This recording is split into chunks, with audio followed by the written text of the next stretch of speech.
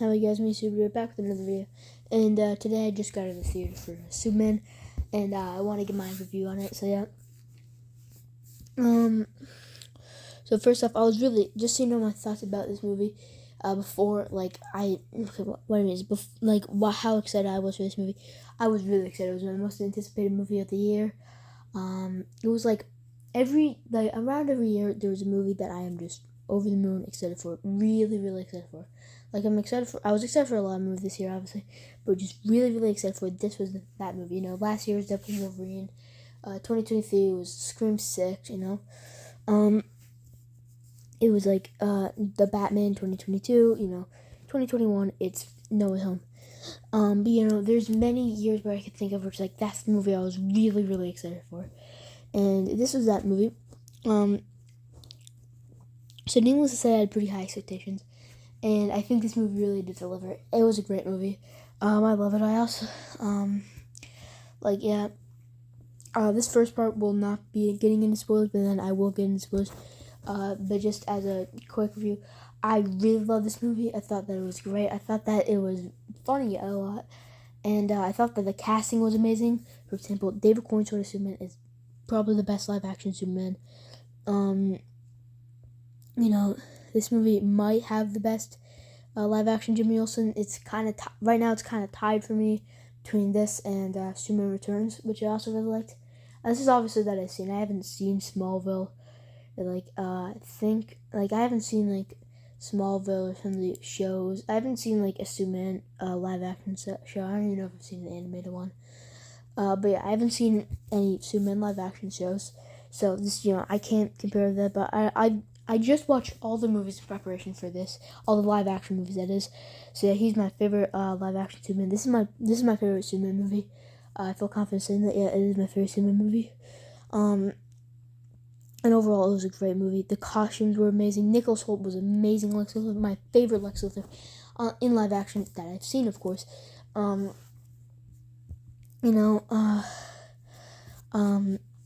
Everybody in this movie was just great as their roles. Rachel Brosnahan as Lois Lane. She was great in this. Nathan Fillion, Guy Gardner, great. Mr. Terrific, great. Hawkgirl, they're all great. They're all just Metamorpho, all amazing. They played perfectly. And seriously, they all just do a great job. Moving on into spoilers now.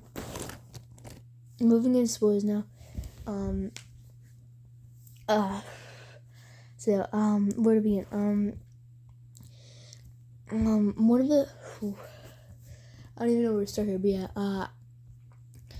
I do really like how this movie started. It let us give a little bit of insight into the DCU, the new DC universe, where we got metahumans have been around for 3 decades. That's really cool to hear about. That metahumans have been public for 3 decades. We kind of seen that a little bit in Creature Commandos, where we got. But this is that was a soft launch into this universe as the first officially 100% canon thing, even though the Suicide Squad and Peacemaker are pretty much canon, except for there might be minor tweaks and stuff like that. Like, for example, at the end of Peacemaker, there's no Justice League there. Metahumans have been around for 3 decades. I love that. We're already in a universe, and people have complained about that, oh, we don't get to see the reactions to them. A lot of people have complained, so we don't get to see the reactions of metahumans. That's cool in the MCU and all, but we can't just see it. I really like how the new MCU just has normal stuff. Has just normal, average day stuff of seeing superheroes and stuff. That was really cool, and I really love how we've seen that here. There's a kaiju going down, and people are just filming it on their cell phones. They don't even really care, right? That was really cool. Metahumans have been around for 3 decades. No, 3 centuries. 3 centuries, sorry. But yeah, we've seen a little bit of that in Creature Commandos, obviously, with G.I. Robot being there from the 40s. All that stuff. So yeah, you get metahumans have most likely been public for 3 decades, and then like 3 decades ago, like Superman landed here, and 3 years ago, Superman started his career as a superhero, and then it was. Sorry, I had to pause the video there for a second, but yeah, back to what I think I was doing. Like 3 years ago, Superman started his career, and then it was like something about like 3 hours ago. I forget what it was about three. Oh yeah, it was like 3 hours ago. He like invaded Bravia and did all that stuff, and then 3 minutes ago, Superman lost his first fight against the Hammer of Bravia. That was really cool. It was a brief summarization. We didn't have to see the whole Krypton exploding, him getting shot to Earth, him landing, all that stuff. We didn't have to see that. We just right into the point, right? We. And also there was reference there because it said Gods and Monsters, which is like the title for this chapter of the DC, which I'm pretty sure is like a phase. So yeah, they said that, which is pretty cool. But oh yeah, so yeah, start off, first off, yeah, like I said, I really love David Cornsword as Superman. That was amazing. And then like, I love how he was like getting beat up by Krypto. I love Krypto too. Krypto was amazing in this movie. But yeah, and then like even like the Superman robots, 4 and all them. Those are really cool, and even like how they survived at the end. Yeah.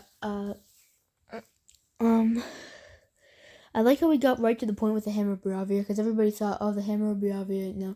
Everybody kind of knew that it was Ultraman. But I like how we just got right to the point, because like I thought it was gonna be like, oh, it was gonna take a while to reveal that he was working for Lex. Everybody knew he was working for Lex to fuel outrage against Superman. Everybody knew that he was Ultraman under the mask because he had like Kryptonian powers. So I like how we just got right to the point. He lands at Lex's base. He goes through the thing and he takes off his mask and it's Ultraman. Right? I love that. We just got right to the point. We didn't take any long to reveal it. And then yeah. So yeah, I love that. And then yeah. I guess I need to move to the Justice Gang. I love the Justice Gang in this movie. Guy Gardner is exactly what he's like in the comics. Just I love Guy Gardner in the comics. He is one of my favorite DC characters of all time. He's my favorite Green Lantern. Because he's just funny. Like, for example, there's a part in the comics where he moons the Justice League, which is it's really funny. And even like Hal and like I'm pretty sure John, but definitely Hal is like rolling their eyes and like kind of like embarrassed that he's part of the Green Lantern Corps. But yeah, I just love Guy Gardner so much in the comics, and I do think that Nathan Fillion did a great job. My fan cast still probably would have been Sean William Scott, I believe the name is, who plays Stifler in American Pie, but still, but yeah, I really like Hawkgirl, played by, I believe it is Isabella Merced. I think that's her name. But I don't know. Yeah, I think she was really good in this. I think that Mr. Terrific was also like great in this. He was played by, I forget his name. But yeah, he was Darwin in First Class, the actor. And he did a great job in this. I really liked how like robotic he was, and that really cool scene with Lois Lane watching him fight the Raptors, which are wearing Lex Luthor's like suit from the comics. I hope that one day in like one of the future Superman movies, he wears that suit, because I love how he was fighting them outside the force field, and you just see it through like Lois Lane's perspective of him fighting all of them, and then yeah, like that was really cool.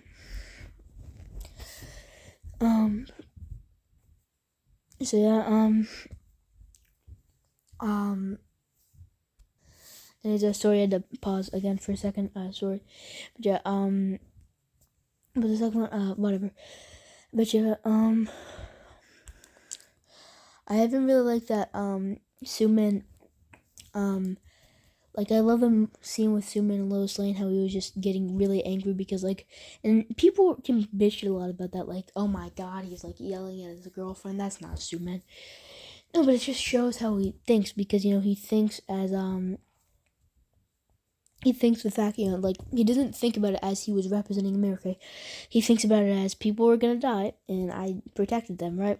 And then Lois Lane was, like, pressing him for that, and he was like, people were gonna die, I just protected them, because, yeah. And then, like, even, like, I heard people complaining, like, he tortured somebody, and it's like, the guy was an evil dictator. Come on, like, seriously? It's like, whatever. And it wasn't really torture. He put him against a cactus. Don't tell me that's extreme torture.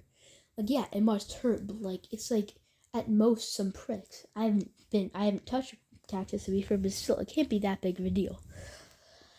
And the guy was an evil dictator, and it's like, that's not like Superman. It's like, oh my god, come on. It seems kind of just whiny, like, yeah. And people just hate James Gunn. It's really stupid, some criticisms that are being thrown at this movie. But luckily, most people really like this, and I'm one of them. I love this movie. It's a great movie. But yeah, like,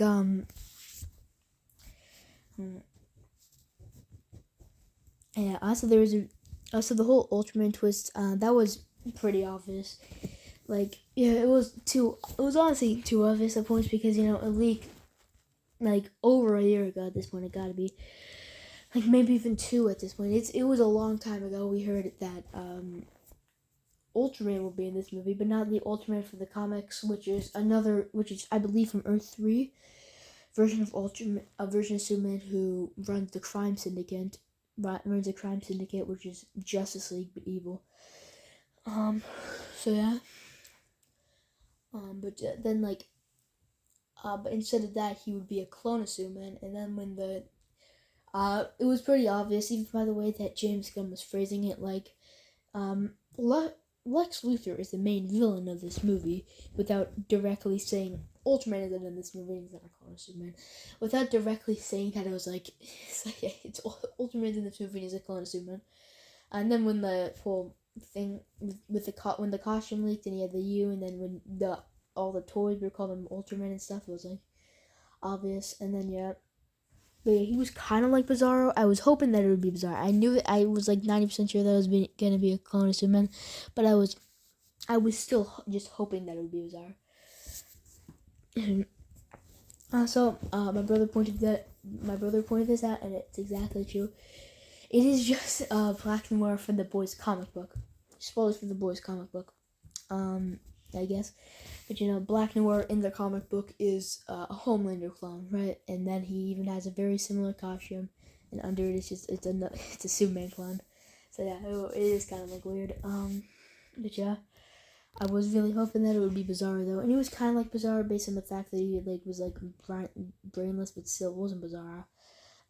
But he did fall into a black hole at the end, which either means that he's dead, or potentially he could come back in a future movie and be Bizarre. Maybe he got really messed up from it, and then maybe even fell into like Bizarro world. And then yeah, he turned to Bizarre there. That'd be really cool. But yeah. Also, I really like Jimmy Olsen in this movie. Like I said in the non-spoiler section, he was great. It was weird because Jimmy Olsen had a lot of riz in this movie, which isn't usually something that's characterized as Jimmy Olsen. But I love how much he was friends with Clark Kent. Like, the fact that he was like so excited how Clark Kent got on the how Clark got on the front page. I love that. I even love him investigating, and even Eve Tessmacher. I really loved Eve Tessmacher in this movie. It was created for the original Superman movie, but has been in the comics since then. I really liked her in this movie. It was a lot like her. But with saying that, the other character, who was Lex Luthor Goon, who was created for the original movie and has appeared in the comic sense, who appeared in this movie, Otis, is just disappointing. Because Eve Tessmacher got all the screen time, but Otis was just there, kind of like as like a background character. He was just named, I guess, which is like, he didn't act like Otis. He wasn't super like Otis. He wasn't Otis. He wasn't as funny as Otis. Like, I'm not even saying this against the actor, because I don't know. I don't believe I've seen the actor or anything. and maybe he probably could do a pretty good Otis, but he wasn't given enough screen time at all. Yeah, and there was no Mercy Graves here, which I found weird too, because like they have Eve Tessmacher and Otis. Otis is barely in the movie, but no Mercy Graves, who is like an actual comics original character. But those are just minor nitpicks. I did like seeing Maxwell Lord here. That was pretty cool, with a little cameo, because we all knew he was played by Sean Gunn. And then we seen the little cameo. There was even a painting of the Justice Gang in the background, which had Maxwell Lord. They were next to the rest of them because he funds them. And we know that he's going to at least have another cameo in Peacemaker Season 2, but now it's like in person because it was just on a news report this where he's talking about Lex Luthor. Oh, also, I really love the Peacemaker cameo. That was great too. That was really funny, and it was just a big surprise for me. Because I did not expect Peacemaker to be in this movie, but I really liked it. I even liked how he was about to like go on the whole spiel about like, because he said, like, oh, all these people are like the same, they're all weird and stuff. But obviously in the Peacemaker show, we had like a lot of weird rumors, about like the Justice League and stuff. One of which was about Superman. So yeah. I did really like seeing Superman there, and like I said, I really liked how this universe was just like casual about how crazy stuff were. Like there was that big thing that everybody everybody thought it was Brainiac, but then closer and closer to release, it seemed more and more like Solaris. But it wasn't either. It may have been Solaris. I guess it could have been, and potentially maybe even something to Brainiac. But I like how it's like Lois Lane's like, you're gonna go help him. He's like, it doesn't matter. They got it handled. And like yeah, I love that. And also, this movie is like proves that Green Lanterns have awesome powers. Like there's some like everybody hates Green Lanterns because of one movie that came out, one really bad movie, sure.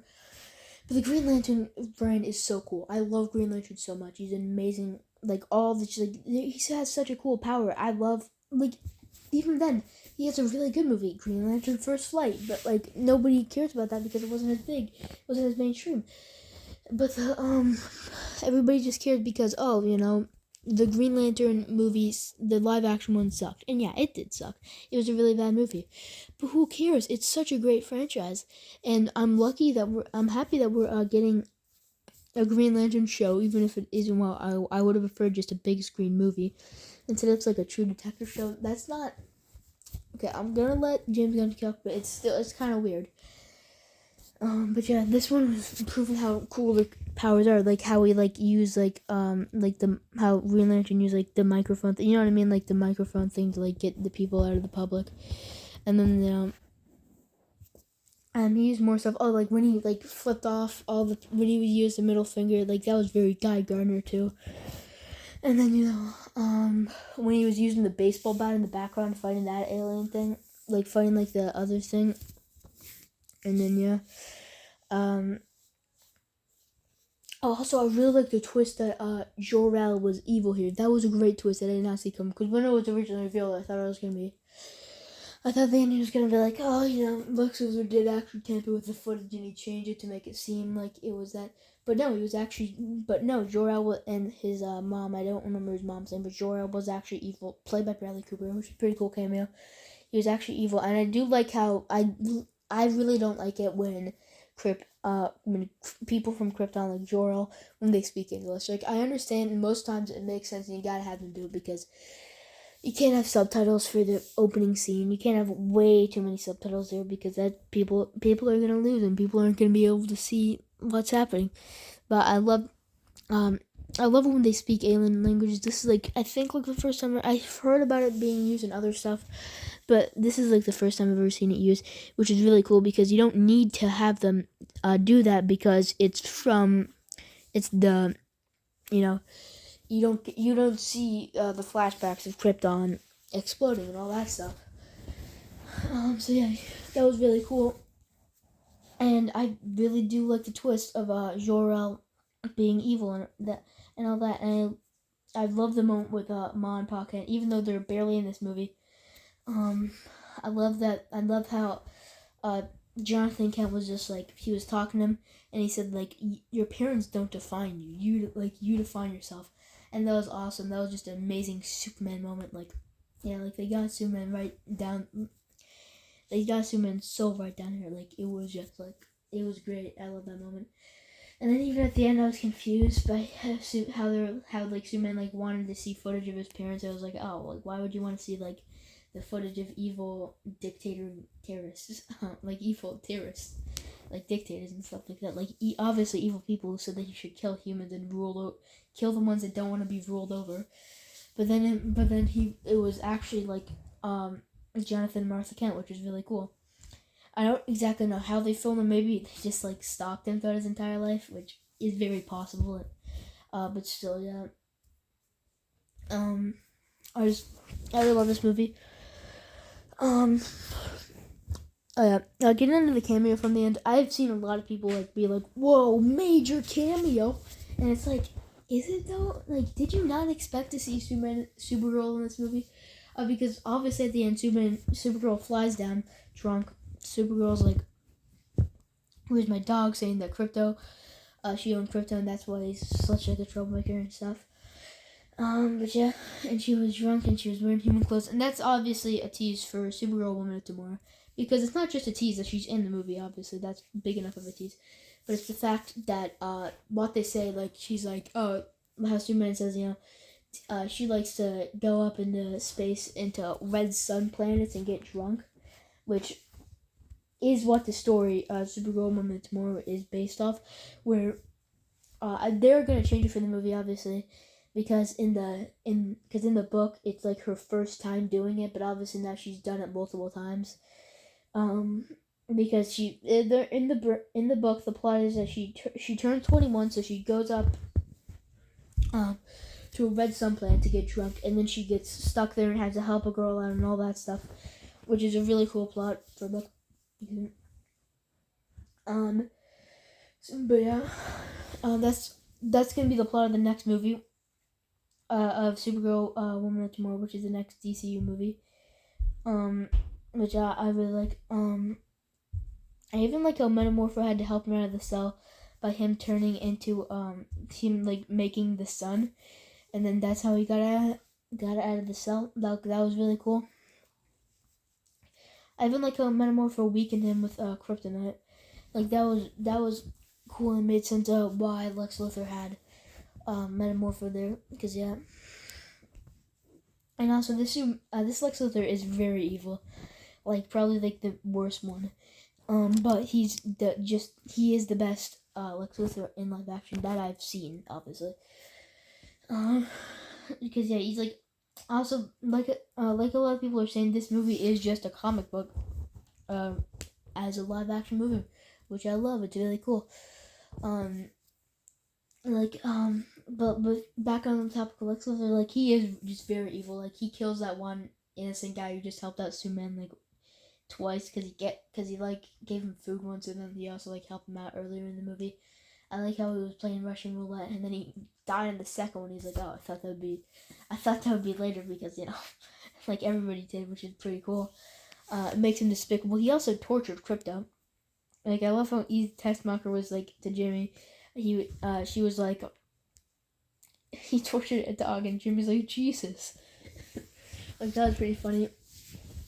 And yeah, but also like I do not really like how I think that it should have ended with Lex Luthor being exposed for all his criminal stuff without actually going to prison, right? Because he gets arrested by like the government, and then they're like, and then the government's like, bring him to Belle Reeves, which is the prison that it's a DC prison that's like in the Suicide Squad. Yeah, stuff like that. Which is pretty cool. Easter egg. Also, like this movie has product placement, but like for fake things. Like it has product placement of Big Belly Burger, Chocos, I think it's called, but they're like the cookies, which are essentially like Oreos that Martian Manhunter eats in the comics. Jitters, which is either from the comics or it was created by the Flash show, because it's in the Flash show a lot. Like Iris works in the Flash show and stuff, in the Flash CW show. But yeah, I loved all these they were just like, it was so many cool Easter eggs. Like in Lord Tech, there with Maxwell Lord even making a cameo. And also the Hall of Justice was here, which is pretty cool. And then,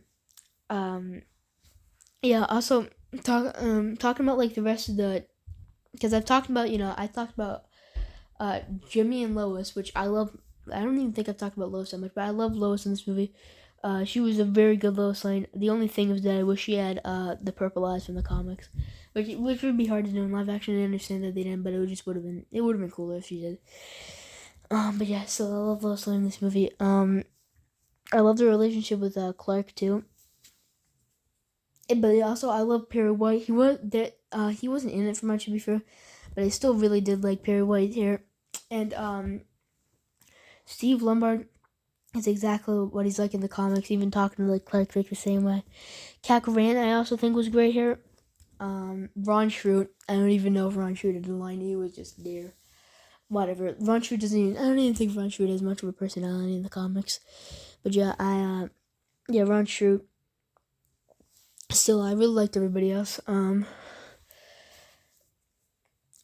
Even Clark Kent, I think that the disguise here was pretty good, but it wasn't like, okay, listen, I think like it's better than, for example, I think it's much better than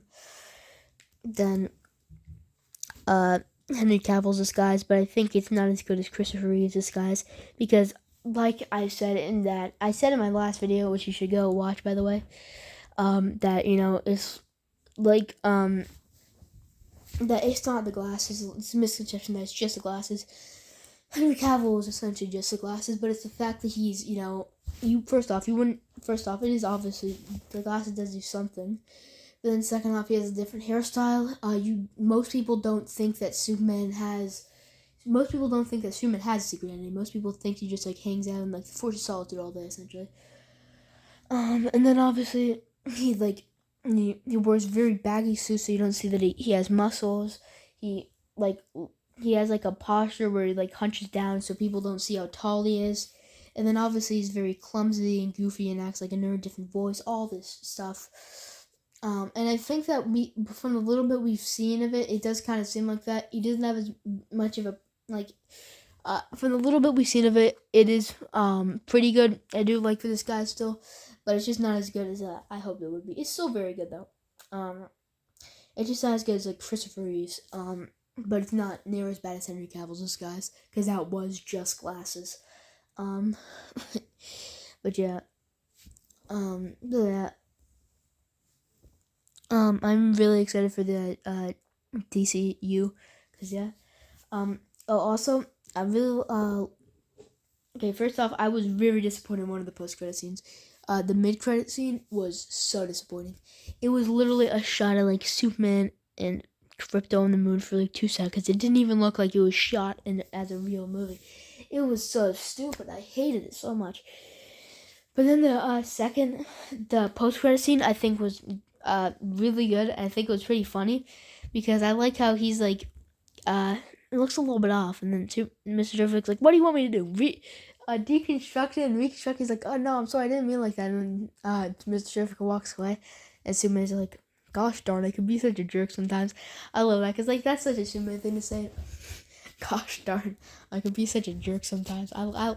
That's so great. Like, like that was really funny. That was both really funny and probably got like the biggest laugh out of me. And there were some pretty good laughs there. It was just a Superman thing to say. It was something that Superman would totally say. It recalled back to like the 1940s and stuff. I even like that whatever you're planning to do to me, Luthor, is not gonna work. Like that was really cool.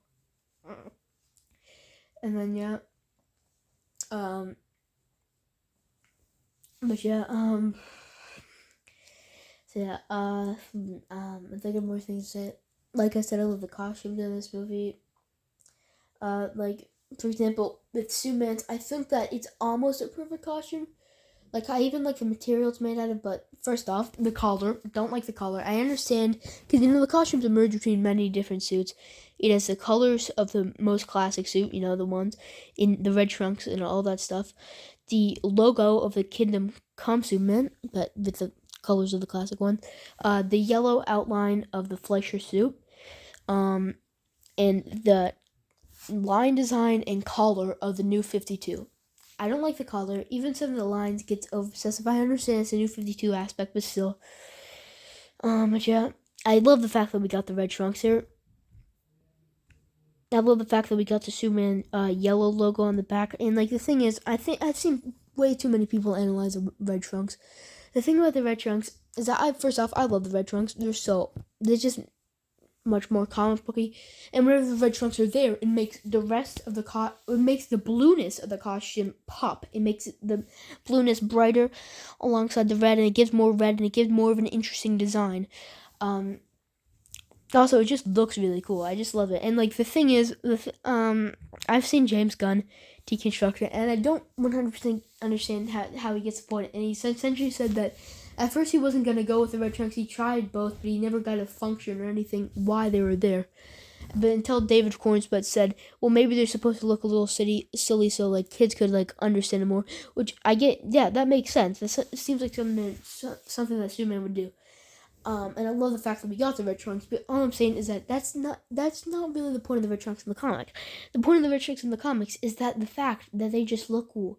You don't need a function about them, because what's the function of the cape then? Are we gonna remove the cape? No, because that's an iconic aspect of Superman's suit. But does it really matter? No.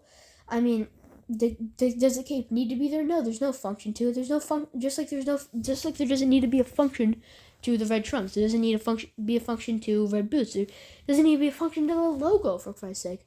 Like, there usually isn't a function. Like, for example, if Batman could dress up as like a man. He could just dress up as a man. You have the same intimidation of people, but he decides to dress up as a bat. Why? Because it's a comic book. Because it makes him cooler. Because this is an in-universe, but still, it just makes it look cooler. Does he need the ears? No. Does he need the logo? No. Does he need the cape? No. He could be just as fair without all those things. But does he care? No, because you still get it there. So yeah, whatever. I'm still very happy that we got the red trunks, because yeah. But yeah. Also, in the next season, in Peacemaker, right, we kind of got a cameo spoiled, which is weird. In the trailer, we got a cameo spoiled where we're seeing Nathan Fillion, Guy Gardner, played by Nathan Fillion, Hawkgirl, and Maxwell Lord there, who were interviewing Peacemaker for a job in the Justice Gang. Which when we saw the trailer, we all thought, oh, that means that Mr. Terrific leaves the movie at the end, in which case then he would join. But no, Mr. Terrific doesn't leave the team at the end.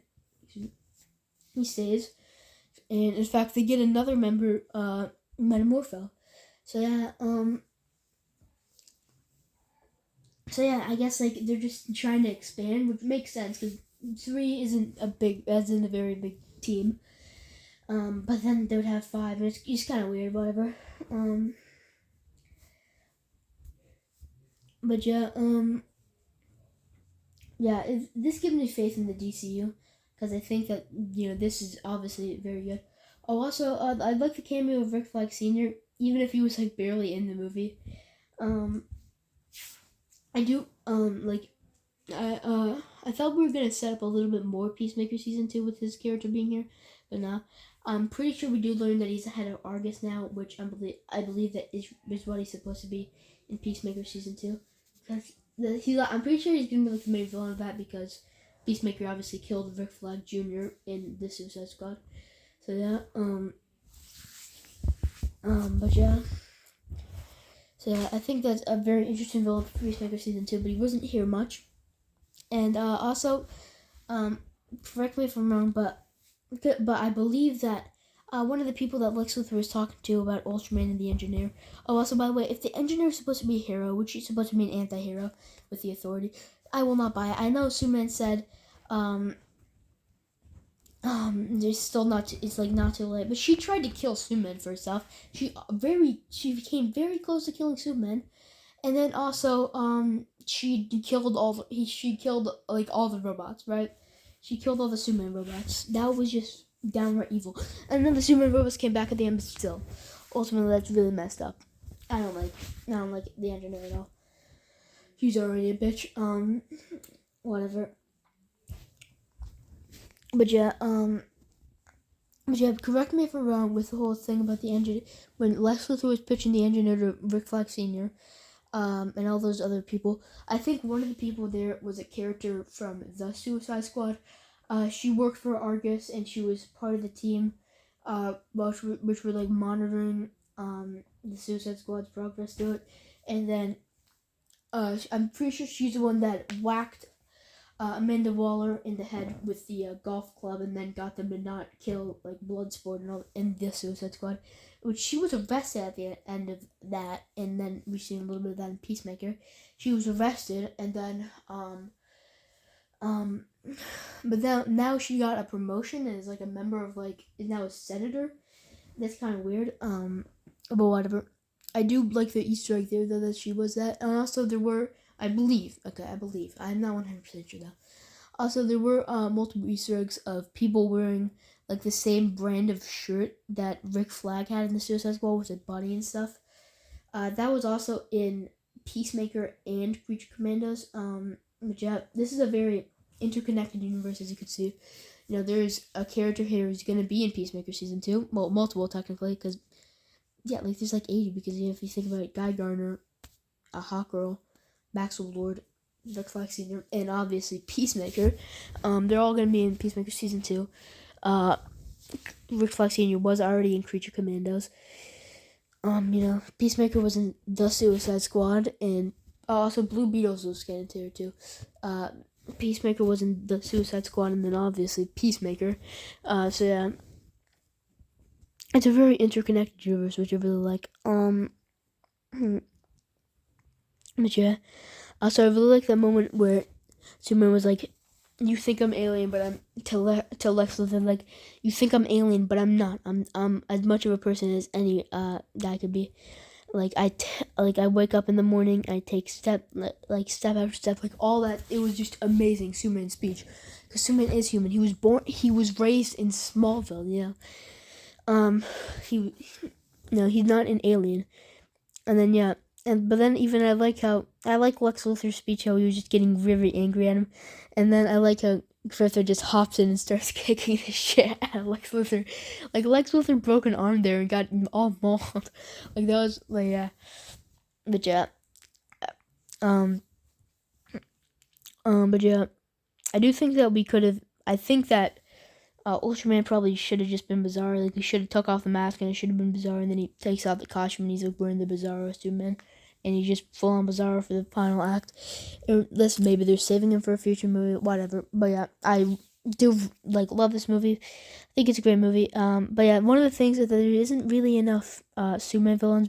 There's, from my count, I believe that there's only one Superman villain, which is Lex Luthor.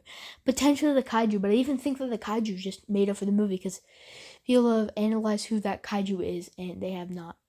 I have not heard anything about who that Kaiju is. People speculated in the trailers, particularly, that could be a form of Metamorpho or Parasite, and it's obviously not one of them. And then maybe it was the Fleischer. No. What I mean is that maybe there was like a Kaiju in the cartoon show, but even then they don't look remotely similar. So yeah, that's kind of odd.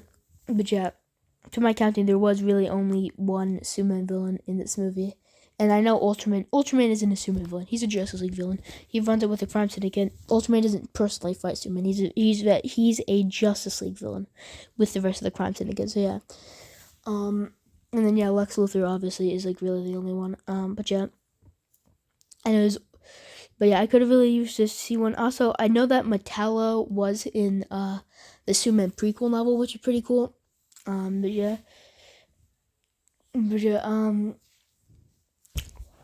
And yeah, I really loved the Superman movie. My favorite Superman movie, my favorite Superman out of the ones that I've seen. This was a great movie, and I'll see you in the next video. Bye.